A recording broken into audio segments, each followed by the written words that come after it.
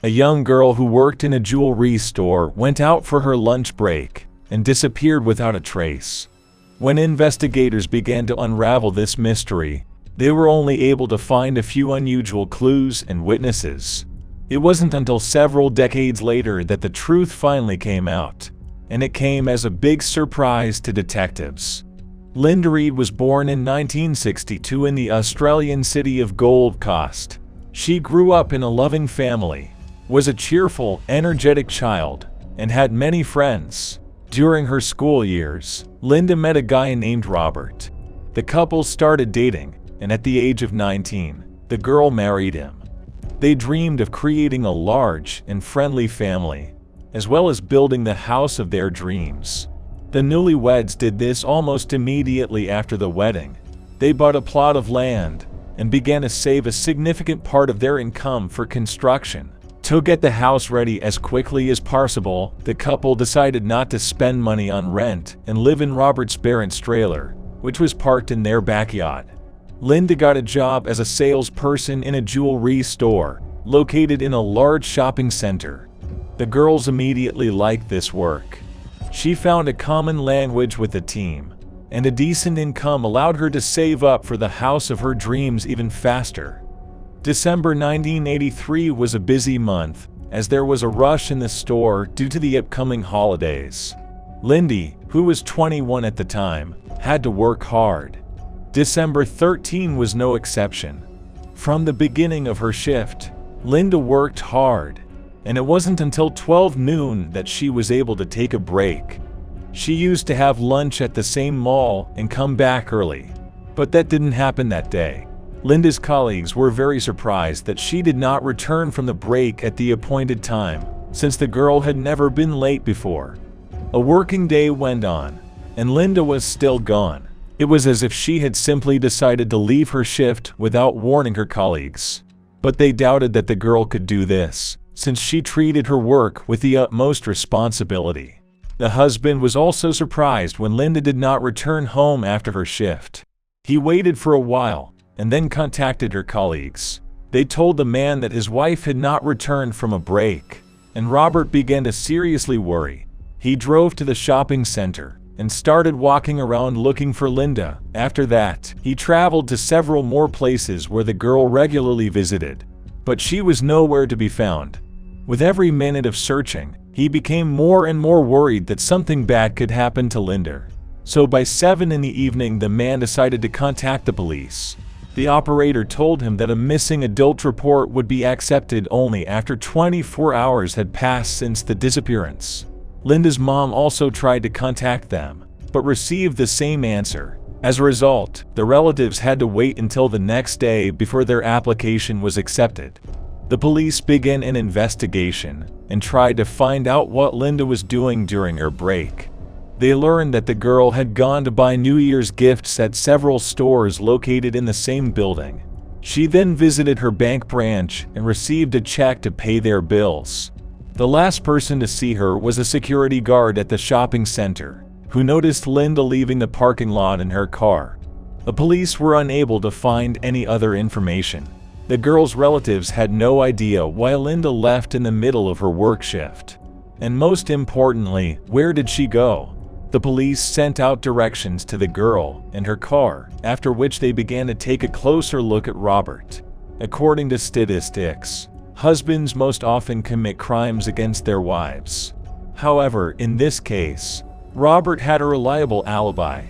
No other suspects could be found. According to all Linda's friends, she never had enemies, and in general the girl was very positive. While investigators were trying to find new leads, several days had passed since Lynn's disappearance. On the third day, police received a report of an abandoned car matching the description of the girl's car. She was in a suburban area located 20 kilometers from the shopping center. Arriving at the scene, the police realized that it was indeed Linda's car. The car was parked on the side of the road next to the bushes. In the 80s, this area was practically undeveloped. Most of it was occupied by bushes and trees. Inside the car, police found Christmas gifts that Linda had bought. The doors were not locked, and the ignition key was inside. Inside, police found an unusual clue. There was an empty pack of menthol cigarettes next to the front passenger seat. Linda and Robert never smoked, so investigators came to the most obvious conclusion: the pack could have belonged to the girl's kidnapper. The police immediately began searching for evidence, and very soon a sad discovery awaited them. About 40 meters from the car, in the bed of a small stream, they found Linda's body. Her hands were tied with a bikini and glasses cord. The victim's family said both items never belonged to her. Medical examiners determined the cause of death was asphyxiation. The girl was also subjected to violence, but in those years experts were not yet able to extract a DNA sample of the criminal. Thus, investigators presented an approximate chronology of events. In their opinion, an unknown criminal attacked Linda in the parking lot of a shopping center when she came to purchase gifts in the car. He forced her to get behind the wheel and drive to the place where her body would later be found. After that, he raped her and killed her. Investigators did not have any leads that could lead them to the suspect. Then they decided to try to interview all the visitors to the shopping center who were there during Linda's lunch break. Of course, this task was extremely difficult, and in order to attract people's attention, the police took an unusual step. They took the victim's car and placed it in a shopping mall, attaching photos of the girl and information about her disappearance. Investigators hoped that such a visual installation would help visitors who saw Linda that day remember some details. Several witnesses told police that they had seen a teenager with blonde hair in the parking lot of the mall, but investigators were unable to identify him. Other witnesses told something more interesting. On the day of the disappearance, they saw a man trying to hitchhike on the highway less than a kilometer from where the victim's body was found. Soon, the police were contacted by the driver of the van. He said that on the same day he picked up a man who was voting on the road. This happened in the same place where other witnesses saw him. And this is where the fun began. The driver said that the man was smoking menthol cigarettes, but he held them all in his hand without a pack.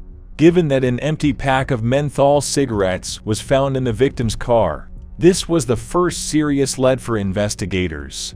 Forensic experts examined the driver's van and found a fingerprint on the window next to the passenger seat, which did not match the fingerprints of the owner of the car.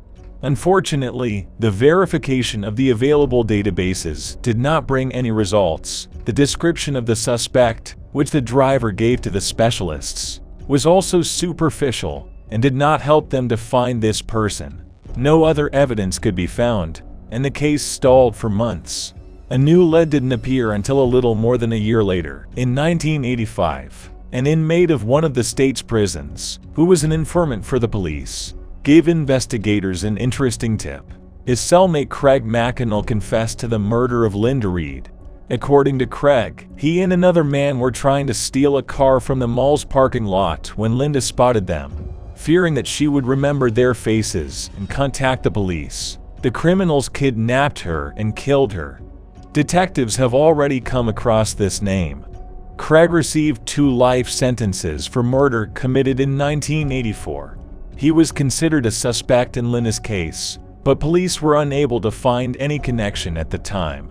After a tip from an informant, they spoke to Craig in prison, but he said he had nothing to do with the murder. He added that the cellmate made it all up, and they did not talk about the case. But the police were in no hurry to take his word for it. Craig committed 2 brutal murders just months after Linda's death, and the story told by the informant may well have been true. Forensics experts matched the suspect's fingerprints to those found on the van's glass. However, they did not match. Despite this, detectives continued to consider Craig as a possible killer, and in 1996 they decided to take this case to court. The only arguments against him were the words of the informant. However, he himself did not live to see the trial begin. The man died shortly before from an overdose of illegal substances. However, the prosecution had his entire story in hand. According to the informant, Craig drew him a rough map of the place where he left Linda's body. Experts came to the conclusion that it matched the area quite accurately, right down to the location of the trees. In addition, according to Craig, Linda told the kidnappers that Rob would take revenge on them for this. The girl really often called her husband by an incomplete name. The suspect also told the informant that he ate a cheese and veggie sandwich that Linda had. After finding her car, experts did find traces of cheese in her purse. Despite such precise details, all this was considered circumstantial evidence. The judges did not find sufficient grounds to convict. For this reason, Craig was not found guilty of Linda's murder. Investigators continued to believe that he was involved in this crime and tried to find additional evidence that would lead to a conviction. But all their attempts came to a dead end, and ultimately, this case froze for many years. In 2014, 30 years after the murder, detectives once again resumed the investigation and decided to re-examine the available evidence.